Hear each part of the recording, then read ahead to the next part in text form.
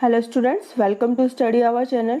हम पढ़ रहे हैं क्लास 12th की ज्योग्राफी का chapter number 7, human occupation and its major types. ठीक है, ये इस चैप्टर से रिलेटेड सेकंड पार्ट है और इस पार्ट में हम प्राइमरी ऑक्यूपेशन और सेकेंडरी ऑक्यूपेशन की बात करेंगे। क्लियर? इससे पहले वाले वीडियो में हमने डिस्कस किया था कि what are the economic activities, की आर्थिक क्रियाएं क्या होती हैं, कि जो भी एक्टिविटीज़ ऐसी हैं ह्यूमन बीइंग की जिससे उसे अर्निंग होती है, तो that all activities are known as economic activities. उसके बाद ऑक्यूपेशन को हमने डिस्कस किया था और हमने देखा था कि समय के साथ यानी ड्यूरिंग द टाइम पीरियड कैसे कैसे ह्यूमन ऑक्यूपेशन का जो नेचर है चेंज हुआ है और वो डेवलप हुआ है। क्लियर? वीडियो के इस पार्ट में हम बात करेंगे क्लासिफिकेशन ऑफ ऑक्यूपेशन की। तो अब हम बात करते हैं क्लासिफिकेशन ऑफ ह्यूमन ऑक्यूपेशन, यानी जो ह्यूमन ऑक्यूपेशन है यानी मानव जो व्यवसाय है उसको कितने जो पार्ट्स हैं उनमें क्लासिफाई किया गया है।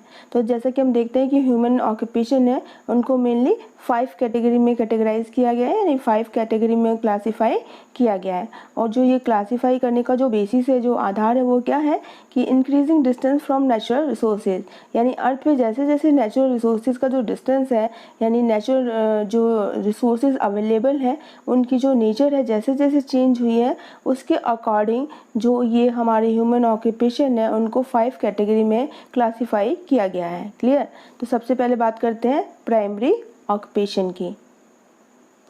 तो प्राइमरी ऑक्यूपेशन क्या होता है, जिसको कि प्राथमिक व्यवसाय भी कहते हैं। प्राथमिक मतलब कंपलसरी। ठीक है, तो प्राइमरी ऑक्यूपेशन में कौन कौन से ऑक्यूपेशन इंक्लूडेड है, तो इसमें हम बात करेंगे हंटिंग की, यानी शिकार करना, गैदरिंग फॉरेस्ट प्रोड्यूस, यानी जो भी जंगल है वहाँ से जो फॉरेस्ट के प्रोड्यूस को क्या करना, इकट्ठा करना, उसका कलेक्ट करना। एग्रीकल्चर है यानी कृषि है। एनिमल हस्बेंड्री यानी पशुपालन है। फिशिंग की बात करें यानी मछली पालन, या फिर माइनिंग, यानी माइनिंग से रिलेटेड जितने भी ऑक्यूपेशन है, ये सारे जो ऑक्यूपेशन है वो किससे रिलेटेड होते हैं, इनको कहते हैं हम प्राइमरी ऑक्यूपेशन। ठीक है। सेकेंड दूसरा जो क्लासिफिकेशन है वो है सेकेंडरी ऑक्यूपेशन, यानी दूसरा को कहते हैं सेकेंडरी मतलब द्वितीयक। ठीक है, और इसमें जो मैन्युफैक्चरिंग होता है, प्रोडक्शन होता है, एनर्जी प्रोडक्शन एंड प्रोसेसिंग। ठीक है, तो ये सारी जो एक्टिविटीज़ हैं इकोनॉमिक एक्टिविटीज़ वो कौन से ऑक्यूपेशन में इंक्लूड की गई हैं, सेकेंडरी ऑक्यूपेशन में। ठीक है, क्लियर? नेक्स्ट जो ऑक्यूपेशन है that is tertiary occupation. Tertiary occupation क्या करता है, ये प्राइमरी और सेकेंडरी ऑक्यूपेशन को सपोर्ट या हेल्प या असिस्ट करता है, यानी उसकी सहायता करता है। तो जैसे बात करें ट्रांसपोर्टेशन है, ट्रेड है, कम्युनिकेशन है, एडमिनिस्ट्रेशन है, एंटरटेनमेंट है, बैंकिंग सर्विसेज है, इंश्योरेंस है या टूरिज्म है। दिस ऑल इकोनॉमिक जो एक्टिविटीज़ है वो कौन से ऑक्यूपेशन में इंक्लूड की गई हैं, टर्शरी ऑक्यूपेशन में। फिर हम बात करते हैं क्वाटरनरी ऑक्यूपेशन, यानी फोर्थ वाला जो क्लासिफिकेशन है दैट इज क्वाटरनरी ऑक्यूपेशन। तो information, research, management, education, health, security, these all are the economic activities which are included in the quaternary occupation. Clear? इसको फोर्थ टाइप ऑफ ऑक्यूपेशन भी कहा जाता है। इससे पहले हम अब तक सिर्फ 3 टाइप्स ऑफ ऑक्यूपेशन ही पढ़ते थे, प्राइमरी, सेकेंडरी एंड टर्शरी। ठीक है, तो यहाँ पे हमने 5 टाइप्स में क्लासीफाई किया है ह्यूमन ऑक्यूपेशन को। The fourth one is quaternary occupation. और इंफॉर्मेशन से रिलेटेड जितने भी एक्टिविटीज़ हैं, या रिसर्च है, मैनेजमेंट है, एजुकेशन है, हेल्थ है, सिक्योरिटी है। ठीक है, तो ये जो जितनी भी सर्विसेज हैं, जितनी भी इकोनॉमिक एक्टिविटीज़ हैं वो कौन से ऑक्यूपेशन में इंक्लूड की गई हैं, वो इंक्लूड की गई है क्वाटरनरी ऑक्यूपेशन में। फिर फिफ्थ काइंड ऑफ ऑक्यूपेशन है पेंटेनरी ऑक्यूपेशन, यानी एग्जीक्यूटिव की बात करें, डिसीजन मेकर की बात करें, यानी जो डिसाइड करता है, डिसीजन लेता है। रिसर्च की बात करें, यदि किसी फील्ड में रिसर्च हो रहा है, या लीगल या टेक्निकल जो एडवाइस प्रोवाइड की जाती है प्राइमरी एंड सेकेंडरी सेक्टर के इकोनॉमिक एक्टिविटीज़ को, तो उन सारी इकोनॉमिक एक्टिविटीज़ को कौन सी क्लास में क्लासीफाई किया गया है, पेंटेनरी ऑक्यूपेशन। क्लियर? इस तरह से जो ह्यूमन ऑक्यूपेशन है उसको 5 टाइप्स में क्लासीफाई किया गया है। Primary occupation, clear, secondary occupation, tertiary occupation, quaternary occupation and पेंटेनरी ऑक्यूपेशन। क्लियर? वीडियो के इस पार्ट में हम प्राइमरी ऑक्यूपेशन और सेकेंडरी ऑक्यूपेशन की बात करेंगे। क्लियर? तो सबसे पहले हम बात करते हैं कि what are the primary occupation, कि प्राइमरी ऑक्यूपेशन कौन से ऑक्यूपेशन होते हैं, ठीक है। तो जो भी ऑक्यूपेशन है, primary occupation are symbolic of simple, traditional and primitive economic and social structure. यानी प्राइमरी ऑक्यूपेशन कहीं पे भी एग्जिस्ट करता है तो वो हमें क्या चीज़ का सिंबॉलिक है, यानी क्या चीज़ रिप्रेजेंट करता है कि simple, traditional and primitive economic and social structure. यानी वहाँ जो सोशल स्ट्रक्चर है वो सिंपल है, ट्रेडिशनल है, यानी आज भी जो पुराने जो ओल्ड जो हमारी टेक्निक्स हैं उन पे डिपेंडेंट है, और प्रिमिटिव है यानी बहुत ही पुराने समय से चला आ रहा है। इस तरह से हम देखते हैं कि जो भी लोग प्राइमरी ऑक्यूपेशन में इंक्लूड है, ये वर्ल्ड लेवल पे बात करें तो उनका जो डिस्ट्रीब्यूशन है वो कैसा है, अनइक्वल है। यानी ईच एंड एवरी जो रीजन है वर्ल्ड में, वहाँ पे प्राइमरी ऑक्यूपेशन में इन्वॉल्व लोगों का जो रेशो है वो इक्वल नहीं है। डेवलप कंट्रीज़ की बात करें तो लेस देन 5%, यानी जितनी भी डेवलप कंट्रीज़ हैं उन डेवलप कंट्रीज़ में लेस देन 5% जो पीपल है या पॉपुलेशन है वो प्राइमरी एक्टिविटीज़ में इंक्लूड है। क्लियर। जबकि हम यदि डेवलपिंग कंट्रीज़ की बात करें तो डेवलपिंग कंट्रीज़ में लार्ज पार्ट जो पॉपुलेशन है वो कौन से एक्टिविटीज़ पे डिपेंडेंट है, वो है प्राइमरी ऑक्यूपेशन पे। क्लियर। अब प्राइमरी ऑक्यूपेशन में कौन कौन से ऑक्यूपेशन है जिनको इंक्लूड किया गया है, तो प्राइमरी ऑक्यूपेशन में हम हंटिंग यानी जैसे कि शिकार की बात करें जो कि हमारी प्री हिस्टोरिक एज में किया जाता था, या गैदरिंग फॉरेस्ट प्रोड्यूस है यानी जो भी जंगल के जितने भी चीज़ें हैं उनको इकट्ठा करना, उनका कलेक्शन करना, एग्रीकल्चर मतलब खेती करना, एनिमल हस्बेंड्री यानी पशुपालन है, फिशिंग है, माइनिंग है, ठीक है। तो ये सारी जो एक्टिविटीज़ हैं वो प्राइमरी एक्टिविटीज़ में इंक्लूड की जाती हैं। क्लियर। और इन प्राइमरी एक्टिविटीज़ के बारे में डिटेल में हम चैप्टर 8 में डिस्कस करेंगे। प्राइमरी एक्टिविटीज़ हैं वो ह्यूमन बीइंग को सबसे पहले तो फूड प्रोवाइड करती हैं, ठीक है। और इसके साथ जितने भी इंडस्ट्रीज़ हैं, यानी इंडस्ट्रियल जब रिवोल्यूशन हुआ तो जितने भी इंडस्ट्रीज़ हैं उनको रॉ मटेरियल है वो प्रोवाइड करता है। तो इसलिए जो प्राइमरी एक्टिविटीज़ है ये बहुत ही इंपॉर्टेंट हो जाता है, क्योंकि ह्यूमन बीइंग की जो फूड की जो रिक्वायरमेंट है वो कौन सी ऑक्यूपेशन से फुलफिल होती है, प्राइमरी ऑक्यूपेशन से। इसके अलावा यदि किसी भी इंडस्ट्रीज़ को हमें रन करना है तो उसके लिए हमें रॉ मटेरियल चाहिए, और ये रॉ मटेरियल है ये हमारी जो प्राइमरी एक्टिविटीज़ या प्राइमरी ऑक्यूपेशन होता है वही प्रोवाइड करता है। तो इस तरह से ह्यूमन बीइंग और इंडस्ट्री दोनों की जो डिपेंडेंसी है वो किस पे है, हमारी प्राइमरी ऑक्यूपेशन पे। क्लियर। इसके साथ ही प्राइमरी एक्टिविटीज़ है, जो प्राइमरी एक्टिविटीज़ है या प्राइमरी ऑक्यूपेशन है, उन्होंने जब ह्यूमन बीइंग का एग्जिस्टेंस स्टार्ट हुआ था तब से लेकर आज तक 95% टाइम पीरियड तक जो ह्यूमन बीइंग है उसको क्या किया है, नेचर किया है। यानी ह्यूमन बीइंग के जो एग्जिस्टेंस है वो उसने उसमें असिस्ट किया है। क्लियर। यानी मोस्ट ऑफ द जो ह्यूमन बीइंग है उसकी लाइफ है वो किस पे डिपेंडेंट है, प्राइमरी ऑक्यूपेशन पे, प्राथमिक व्यवसाय पे, ठीक है। और ये जो प्राइमरी ऑक्यूपेशन होता है इसे रेड कॉलर ऑक्यूपेशन भी कहा जाता है। क्लियर। Red collar occupation. और डेवलप कंट्रीज़ हैं तो most of the develop countries हैं वहाँ की जो 5% पॉपुलेशन है ओनली वही डिपेंडेंट है प्राइमरी ऑक्यूपेशन पे। जबकि हम यदि डेवलपिंग कंट्रीज़ की बात करें तो डेवलपिंग कंट्रीज़ में मोस्ट ऑफ द जो पॉपुलेशन है वो किस पे डिपेंडेंट है, वो डिपेंडेंट है प्राइमरी ऑक्यूपेशन पे। क्लियर। अब हम बात करते हैं कि वर्ल्ड में कौन कौन से एरिया हैं, ठीक है, पूरे अर्थ पे जहाँ पे कि प्राथमिक जो ऑक्यूपेशन है या प्राइमरी जो ऑक्यूपेशन है वो किया जाता है, ठीक है। तो हम सबसे पहले बात करते हैं हॉट ट्रॉपिकल रीजन की। तो हॉट ट्रॉपिकल रीजन में इक्वेटोरियल वेट फॉरेस्ट यानी इक्वेटर के आसपास जितने भी वेट फॉरेस्ट है वहाँ पे प्राइमरी ऑक्यूपेशन है या प्राइमरी एक्टिविटीज़ है वो बहुत ज़्यादा क्वांटिटी में, बहुत ज़्यादा लार्ज अमाउंट में की जाती हैं, like Amazon and Congo type. Clear. यानी इन फॉरेस्ट में किया जाता है। नेक्स्ट हम बात करें तो ट्रॉपिकल वेट एग्रीकल्चरल रीजन, यानी यदि अर्थ की बात करें तो अर्थ में ये हमारा इक्वेटर है, ठीक है। फिर ये Tropic of Cancer and Tropic of Capricorn. Clear. इसके बाद Arctic Circle and Antarctic Circle, और यहाँ पे नॉर्थ पोल और यहाँ पे South Pole. Equatorial, tropical, then Arctic Circle and then North Pole. Clear. तो नेक्स्ट है हमारा ट्रॉपिकल वेट एग्रीकल्चर रीजन, यानी जो भी ये ट्रॉपिकल एरियाज हैं, ट्रॉपिक के आसपास का एरिया है, यहाँ का वेट और एग्रीकल्चर रीजन है, like the eastern India and eastern Brazil. Clear. यहाँ पे किया जाता है। फिर हम वेट ड्राई सब ट्रॉपिकल जो हमारे एरियाज हैं लाइक सवाना, ठीक है, तो वहाँ पे भी प्राइमरी ऑक्यूपेशन है वो किया जाता है, like Sudan, India, Brazil region. Clear. Tropical जो हाईलैंड्स है यानी ट्रॉपिकल एरिया में जितने भी हाईलैंड्स हैं, लाइक हिल्स है, माउंटेन्स है या फिर प्लेट्यूज है, तो